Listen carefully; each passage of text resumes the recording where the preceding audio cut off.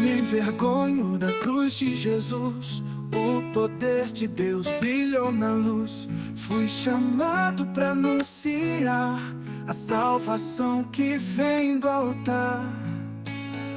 Em cada rua, em cada nação, ecoa forte a pregação. O reino vem, é tempo de crer. Cristo é o Rei, é o nosso viver. Querigma, eu vou proclamar, com poder, com unção, sem hesitar. Do alto vem o fogo e o amor. Querigma é voz do Senhor. Liberta os cativos, levanta os caídos, transforma o perdido em filho querido. O Evangelho é chama que arde em mim. Até que ele venha eu digo amém. Em cada rua, em cada nação, ecoa forte a pregação. O reino vem, é tempo de crer. Cristo é o Rei, é o nosso viver. Querigma, eu vou proclamar, com poder, com unção, sem hesitar. Do alto vem o fogo e o amor. Querigma é voz do Senhor. Não calarei mesmo em dor ou prisão, como Paulo e Pedro em oração. Se for preciso até o fim, viverei esse chamado em mim. Querigma, eu vou proclamar, com poder, com unção, sem hesitar. Do alto vem o fogo e o amor. Querigma é voz do Senhor. Querigma é o som do céu, ecoando em meu viver fiel.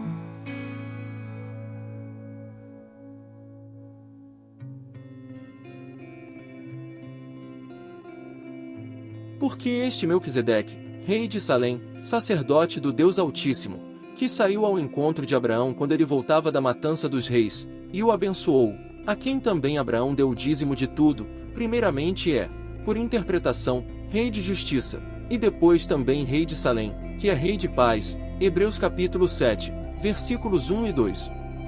O capítulo 7 de Hebreus nos leva a uma revelação profunda sobre a superioridade do sacerdócio de Cristo em comparação com o sacerdócio levítico.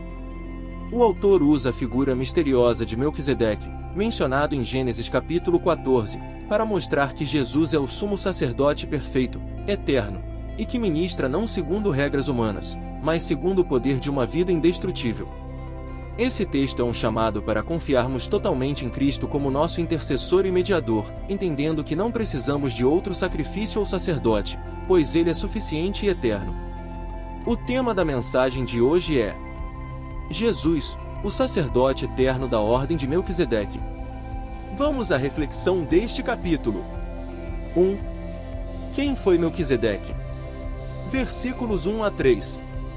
Versículo 1. Porque este Melquisedeque, que era rei de Salém, sacerdote do Deus Altíssimo, e que saiu ao encontro de Abraão quando ele regressava da matança dos reis, e o abençoou.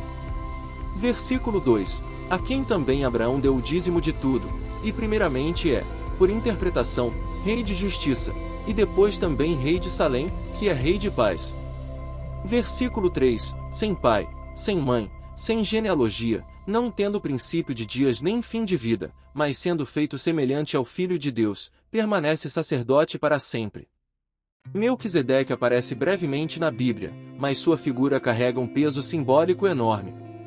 Ele é chamado de Rei de Justiça e Rei de Paz, atributos que apontam para Cristo. Não há registro de seu nascimento ou morte, indicando que seu sacerdócio é sem princípio de dias nem fim de vida, uma figura que prefigura a eternidade de Jesus. 2. O sacerdócio eterno de Cristo, versículos 4 a 17. Versículo 4.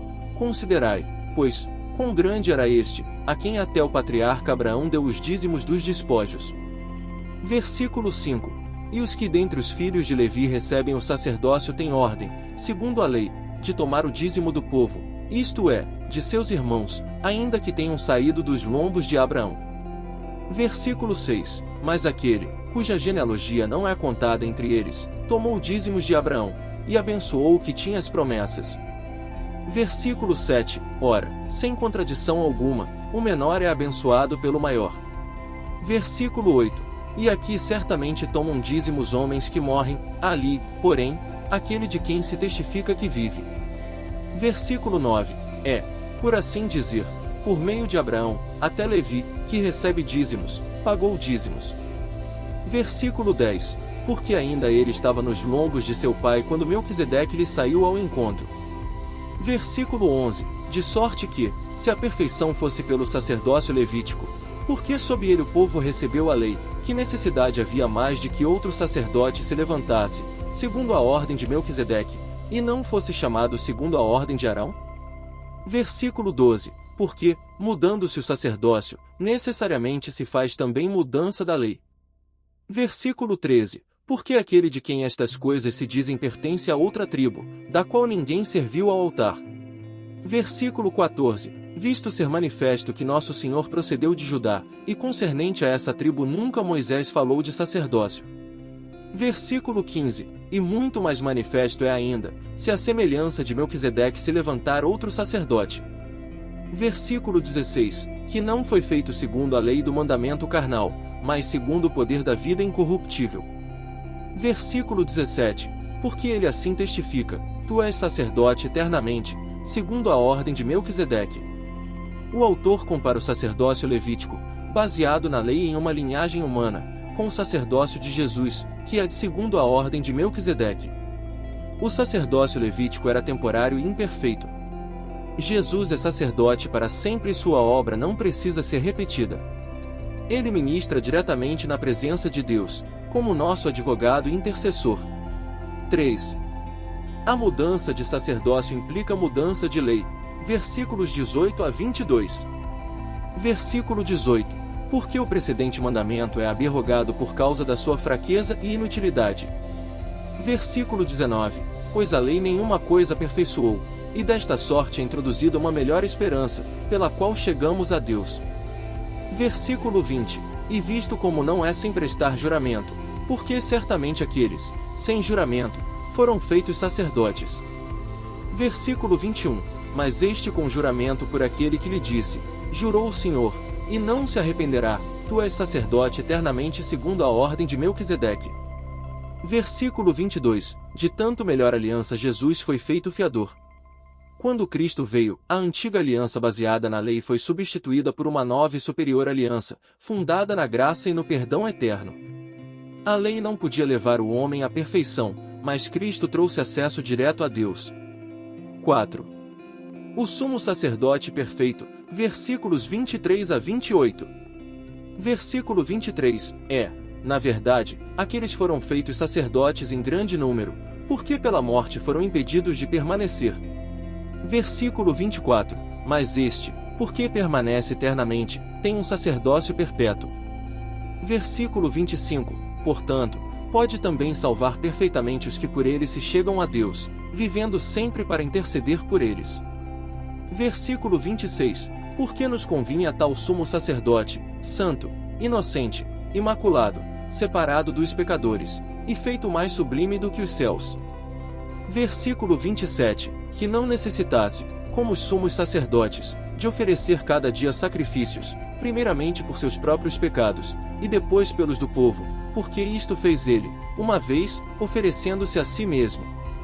Versículo 28. Porque a lei constitui sumos sacerdotes a homens fracos, mas a palavra do juramento, que veio depois da lei, constitui ao Filho, perfeito para sempre.